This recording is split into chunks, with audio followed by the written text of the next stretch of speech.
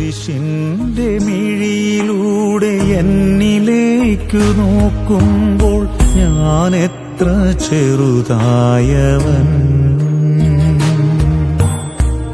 ക്രൂശിതന്റെ ഹൃദയമോടെ അപരനെ നോക്കുമ്പോൾ അവനെന്റെ പ്രിയനായവൻ.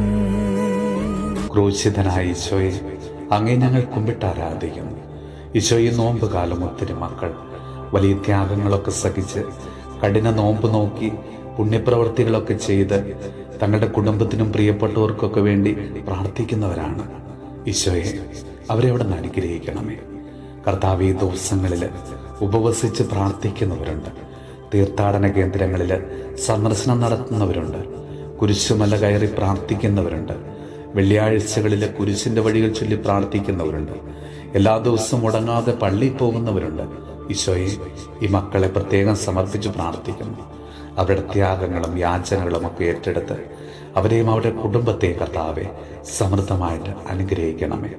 നമ്മുടെ കർത്താവ് ഈശോ മിശിഹായുടെ കൃപയും പിതാവായ ദൈവത്തിൻ്റെ സ്നേഹവും പരിശുദ്ധാത്മാവിൻ്റെ സഹവാസവും പരിശുദ്ധ അമ്മയുടെയും വിശുദ്ധ യോസേപ്പ് പിതാവിൻ്റെയും മാധ്യസ്ഥവും വിശുദ്ധ കുരിശിൻ്റെ സംരക്ഷണവും നമ്മളോടും നമ്മുടെ ഭവനത്തോടും നമ്മുടെ ഇന്നത്തെ എല്ലാ പ്രാർത്ഥനാ നിയോഗങ്ങളോടും കൂടെ ഉണ്ടാകുമാറാകട്ടെ, ഇപ്പോഴും എപ്പോഴും എന്നേക്കും.